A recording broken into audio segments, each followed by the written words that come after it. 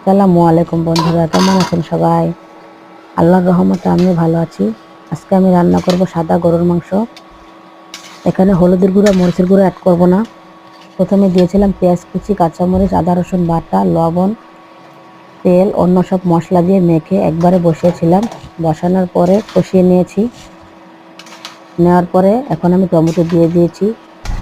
দেওয়ার পরে নাড়াচাড়া করে আবার ঢাকনা দিয়ে ঢেকে দেব। ঢাকনা দিয়ে ঢেকে দেওয়ার পর 5 মিনিট পর আবার একটু নাড়া দিব।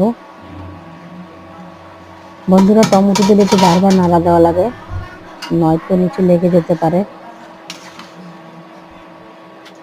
নিচে লেগে গেলে তরকারিটা খেতে ভালো লাগবে না, পুরো তরকারিটা বাদ হয়ে যাবে। নাড়াচাড়া দেওয়ার পর এখন আমি আবার ঢাকনাটা ঢেকে দেব। বন্ধুরা, আমি আগে থেকে গরম পানি করে রেখেছিলাম, কারণ গরুর মাংসে গরম পানি ঝোল দিলে খুব ভালো হয়। এখন আমি পরিমাণ মতো গরম পানির ঝোল দিলাম। ঝোল দিয়ে আবার আমি ঢাকনা দিয়ে ঢেকে দেব। ঢাকনা দিয়ে ঢাকা দেওয়ার পর বলক আসার আগ পর্যন্ত অপেক্ষা করব।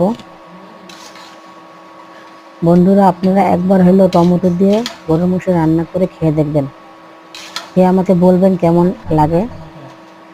আমার কাছে তো খুব ভালোই লাগে। বন্ধুরা, আমার গরুর মাংসটা প্রায় হয়ে গেছে। আপনি টমেটো দিয়ে গরুর মাংস রান্না করলে আপনার ঘরের মানুষ বুঝতেই পারবে না যে আপনি হলুদ মরিচ ছাড়া গরুর মাংস রান্না করেছেন। এখানেই শেষ করছি বন্ধুরা। আল্লাহ হাফেজ।